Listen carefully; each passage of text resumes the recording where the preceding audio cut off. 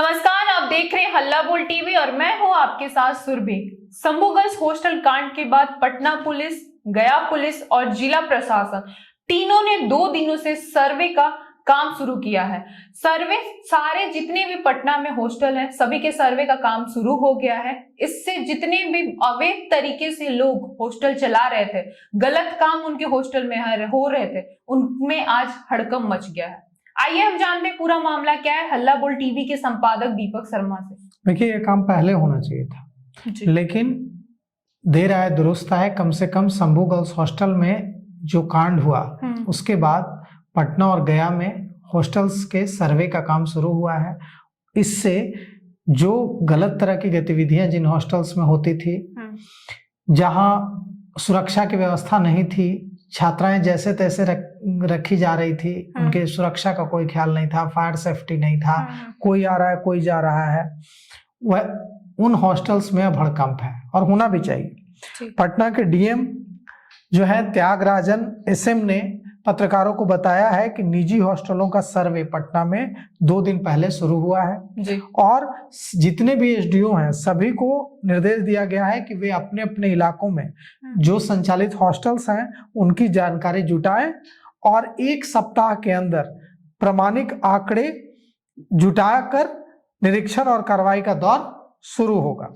DM ने यह भी माना है कि पहले कार्रवाई तभी होती थी जब शिकायत मिलती थी, अब सभी हॉस्टल्स का व्यापक सर्वे होगा और यह देखा जाएगा कि वहां बुनियादी सुविधाएं स्टूडेंट्स को दी जाती हैं या नहीं।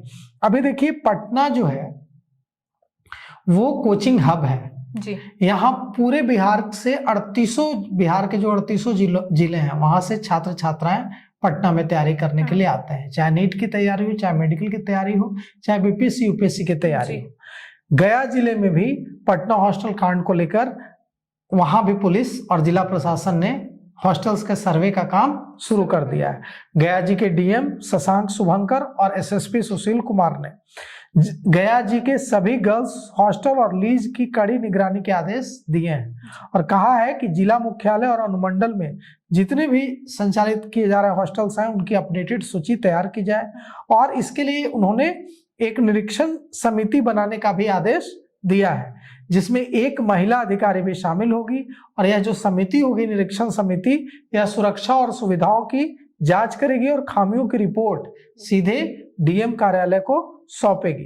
तो यह जो पहल है वो पहल बहुत अच्छी पहल है। इससे इंश्योर किया जा सकेगा, पक्का किया जा सकेगा कि जितने भी हॉस्टल्स चल रहे हैं उनमें जो बेसिक सुविधाएं हैं वो स्टूडेंट्स को, छात्र छात्राओं को मिल रही है। अभी जो एफएसएल की जो रिपोर्ट आई है, इसके बाद शंभू गर्ल्स हॉस्टल केस की जो जांच चल रही थी वो एकदम पलट गई है। अब एफएसएल की रिपोर्ट आने से पहले तक पुलिस कह रही थी कि यह जो मामला है ये सुसाइड का मामला है, लेकिन जब एफएसएल रिपोर्ट में छात्रा के अंतः वस्त्रों में सीमेन की पुष्टि हुई है मिलने की, तो अब जांच का दायरा बढ़ा है और आरोप लगाया है पीड़िता के पिता ने कि इसमें कई लोग शामिल हो सकता है और उन्होंने यह भी कहा है कि न्यायिक जांच कराई जानी चाहिए और उन्होंने कहा है कि इंसाफ नहीं मिला तो वे आत्मदाह कर लेंगे।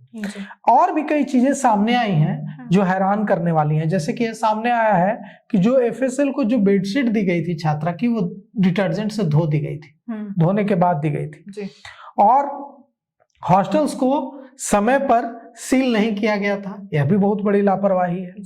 एफएसएल रिपोर्ट के आने के बाद अब एसआईटी पर भी दबाव है, क्योंकि एसआईटी पर इसलिए दबाव है क्योंकि एसआईटी पर पीड़िता के परिजनों का आरोप है कि उनकी दिलचस्पी छात्रा के परिजनों को कटघरे में खड़ा करने की थी।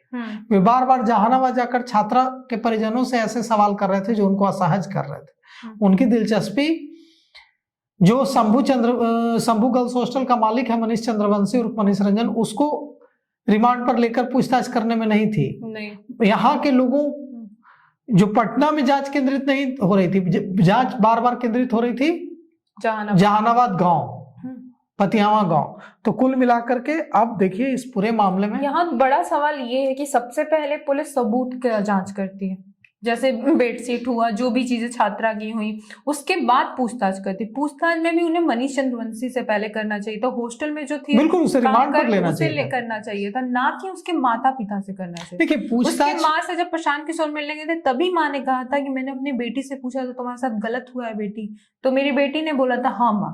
तो एक माँ की बातों को आप हटा के आप उन्हीं से देखिए पूछताछ कर रहे हैं। पूछताछ करने में सुरभि कोई बुराई नहीं है। कई बार क्या होता है कि जो सस्पेक्ट दिखता है वो सस्पेक्ट होता नहीं है, जो सस्पेक्ट नहीं दिखता है वो सस्पेक्ट होता है, ऐसे सबूत के साथ तो लेकिन पूछताछ में सुरभि कोई बुराई नहीं जी है। नहीं, हाँ। अगर कई बार ऐसा होता है कि जो सस्पेक्ट दिखता है केस में, जो संदिग्ध दिखता है, वो आरोपी, वो असली गुनाहगार नहीं होता है, जो चुपचाप कोने में बैठा होता है, जो इंसाफ की, कई बार वो भी इंसाफ की लड़ाई में शामिल हो जाता है कि हाँ न्याय होना चाहिए, न्याय होना चाहिए, ताकि किसी का शक न जाए उस पर। तो पुलिस अगर पूछताछ कर रही है गांव में जाकर तो इसमें कोई बुराई नहीं है। अगर पीड़ित के परिजनों से किसी तरह की जानकारी चाहिए और ले रही है तो इसमें कोई जानकारी नहीं। लेकिन सवाल यह है कि ये जो आरोप लग रहे हैं कि ऐसे सवाल पूछे गए जो असहज करने वाले थे और पीड़िता के परिवार को ही कटघरे में खड़े करने की कोशिश की गई, और जो सवर्ण कमीशन के अध्यक्ष हैं महाचंद्र प्रसाद सिंह, उन्होंने जो यह बयान दिया गांव में जब वो गए जहानाबाद, तो उन्होंने जो यह बयान दिया कि वहां गांव के लोग कह रहे हैं कि कुछ ऑफिशियल्स, कुछ ऑफिसर हमें धमका रहे हैं किनारे ले जाकर के कि जो हम कह रहे हैं वो बयान दो जी, और कैरेक्टर असैसिनेशन की कोशिश हो रही है। तो कुल मिलाकर के ये जो बात है ये बहुत खतरनाक बात है। तो अब देखिए, हमें पूरी उम्मीद है कि इस मामले में इंसाफ होगा और जल्द ही गुनहगार पकड़ा जाएगा। संबोगस हॉस्टल कांड में पुलिस की बड़ी लापरवाही के कारण इसे न्याय मिलने में इतना लंबा समय लग रहा है, लेकिन पुलिस अब इससे सबक सीख चुकी है और अब 2 दिन से लगातार सर्वे कर रही है जो अवैध तरीके से हॉस्टल चला रहे हैं। अब उन्हें सावधान होना पड़ेगा जो गलत तरीके से हॉस्टल चला रहे हैं और लड़कियों के साथ ऐसे कांड कर रहे हैं। इसको लेके आपकी क्या राय है कमेंट करके जरूर बताएं। फिलहाल इस पेशकश में इतना ही। तमाम खबरों के लिए देखते रहे हल्ला बोल टीवी। धन्यवाद।